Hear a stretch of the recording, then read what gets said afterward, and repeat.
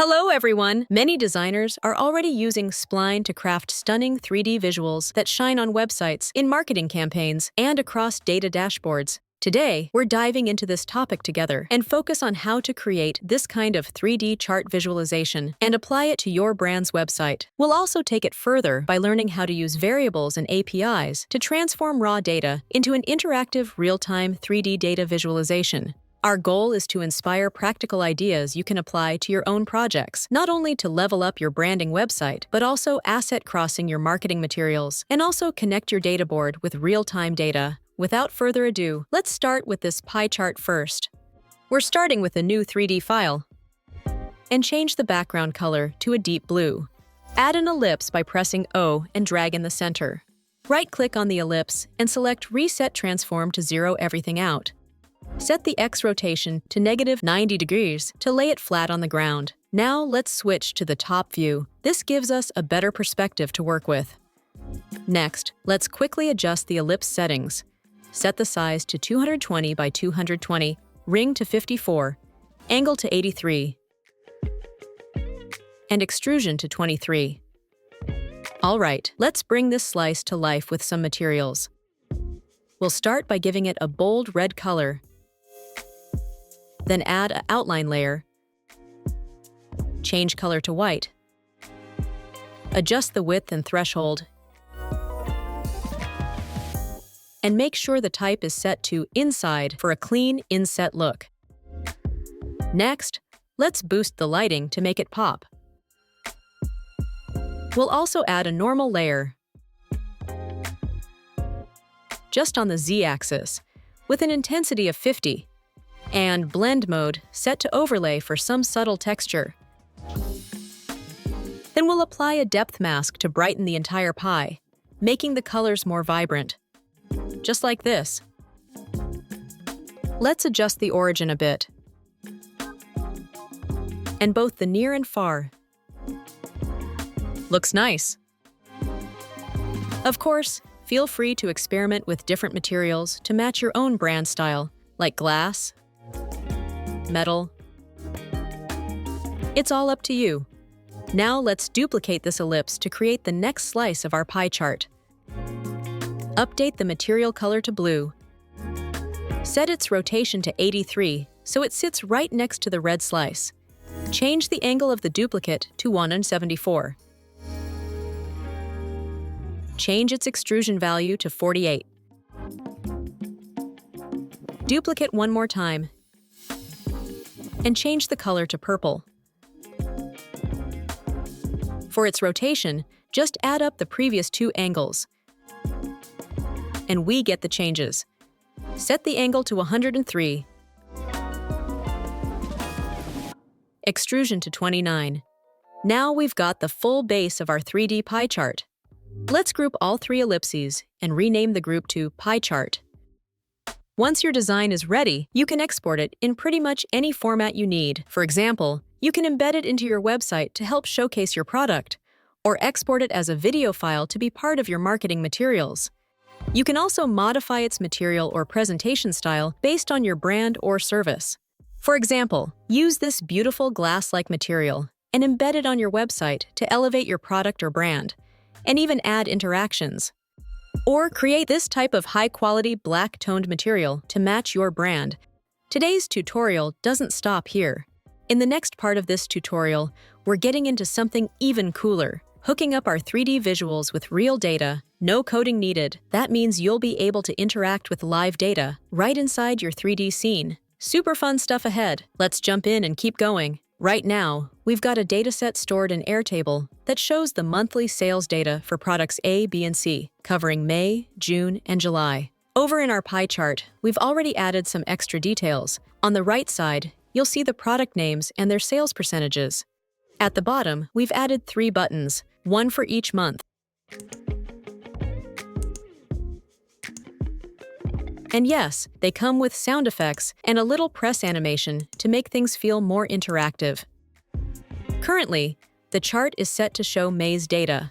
Next up, we want to make those buttons actually switch the data in real time. So when you click June or July, the pie chart should instantly update, showing the correct percentages for that month on Airtable. That way, your viewers or clients can easily explore how each product is performing month by month. Now we're going to start working with variables, which will help us switch between different sets of data. If you're new to variables, check out the docs or variable tutorials on our channel. But today, we're keeping our focus sharp on how to connect variables to a data API.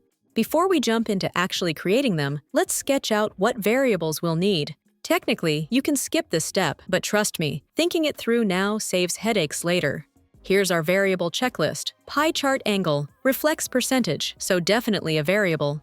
Pie chart height, also tied to percentage, so yep, another variable. Rotation values. The blue slice rotates based on the red slice's angle. No need for a new variable. The purple slice, it depends on both the red and blue, so we'll need a variable for that.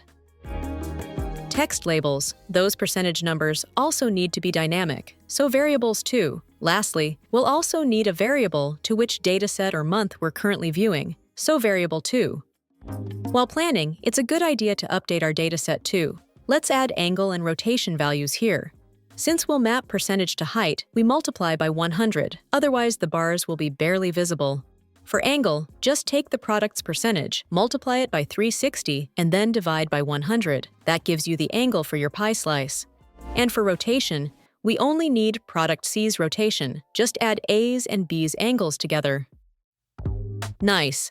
Now let's start creating variables. First, let's add variables for the pie chart angles. Select the red ellipse. Go to the angle section in the right panel. Click the plus icon. This opens the variable list. It's empty for now because we didn't add any variables yet. Click the plus icon again to create a new variable. Name it angle A. Keep the default value, then click Create. You'll see the angle field is now highlighted. That means it's successfully linked to a variable. Repeat the same steps for the other two pie slices, angle B and angle C. Now for the height variables. Select the red ellipse, go to Extrusion on right panel, click the plus. We'll use the percentage to represent height. Name it height %A, click Create. Repeat for the other two ellipses. Height %B and height %C. Let's add some rotation variables. Select the second ellipse. Set its z-axis rotation to match the value from the first slice. So we select angle A. Then select the third ellipse. This time, we need to create a new variable. Let's name it rotation and click Create. Next up, text label variables. Select the text object. Click the plus icon. Name it text A, click Create. Do the same for the others. Text B and text C. Almost done. We just need one last variable, the dataset. Since this won't be tied to any specific object, we could just go to the variable panel on the right without selecting any objects. You'll see all existing variables we just created, and you can also edit them here. Now let's create a new variable. Click the plus icon. Choose number as the type. Rename it to data, and that's it. Again, if you are interested in other type of variables, please go to check the variable tutorial. All right, now it's time for the cool part, connecting our Airtable data to the variables using an API. I've already prepared the API here, and as you can see, it's pulling in the data nicely. Here's a quick walkthrough about how you can get this easily. Just head to Airtable's docs and look for the API you need. In our case, we're using the list record. Just copy the API URL and heading to Postman. Paste it into Postman now. We need to replace the base ID and table ID in this URL. Go back to your Airtable base. Your base ID and table ID are right there in the URL. Paste those IDs into your API URL, then head to the header section and add your token. If you don't have one yet, you can generate it easily in Airtable by going to this page and clicking here. Once everything's set up, just click the Send button and you will see the records are coming, which means the API is ready. Once that's done, you're ready to copy the full API and bring it into Spline. Head back to Spline and open up the Variables panel. Click on the APIs tab, hit New API icon, and paste the API link you just copied. Now it's time to handle the headers. Jump back to Postman, go to the Headers tab, copy the key, paste it into Spline, then copy the value and paste that too. Now click on the Response tab in Spline, and boom, we've got data. Your Airtable data is now flowing into Spline. Let's click here and rename it to Product Airtable. We're almost there. Now we already have our variables and our API data. The next step is to connect them together, just like building a bridge between 2 points. Select May button and add an event. Choose API Updated. Then, pick the API we just created, called Product Airtable. If it updates successfully, it will trigger the actions below. And select Conditional. If data is equal to 0, which represents the first dataset, May, let's set up the variables using this group of data. Click the icon, choose Set Variable, and select Angle A.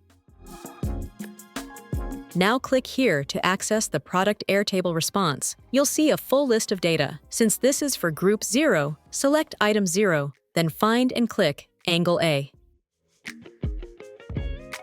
It's done. Right-click to copy and paste this action. Repeat the same process. Map Angle B to Group 0's Angle B. Map Angle C to Group 0's Angle C.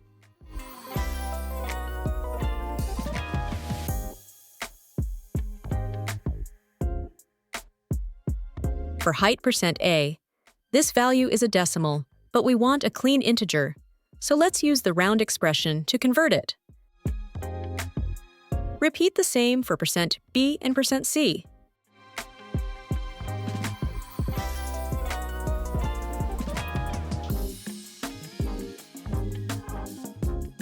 Next, link the rotation value. Select the rotation field and assign it to Group 0's rotation. Now, let's set up the text labels. Select Text A and assign it the value of height %A plus %. Since it's already rounded, you can use it directly. Do the same for the other 2 text fields.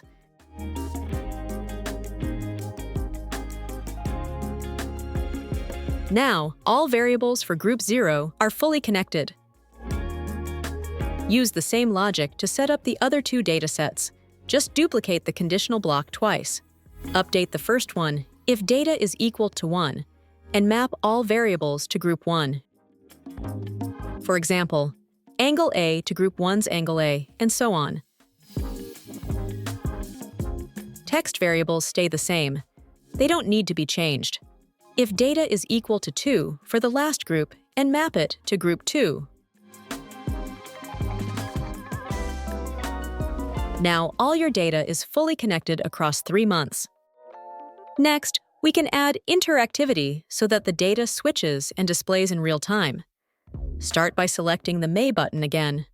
In the mouse down event for the actions, click the plus icon and pick Set Variable. Choose variable called Data and set it to 0. Basically, you're assigning data group 0 to May. Next, click the plus again, choose API Request, and select Product Airtable. Do the same for the other 2 buttons. Select data to 1, then add the API request. Repeat for July, select data to 2, or we can just duplicate them and paste to others. All right, everything's set. Let's preview and see it in action. By default, May's data shows up. When you click June, the pie chart slices and their heights adjust dynamically, and the labels update to show the current percentages. Click July and watch the data shift once more. Perfect! We just created a clean, intuitive 3D visualization that's both clear and visually appealing. And now you can export and embed it directly into your website or as video asset into your marketing material. You can also show your design alongside the data panel to create a clear and informative presentation. Or create bar charts like this one to show your data changes. These techniques are a powerful way to elevate your brand's storytelling. And we hope this tutorial sparked some fresh ideas for you to showcase your brand and data in the best way possible. We look forward to seeing your creative work. Thank you for watching. See you in the next tutorial.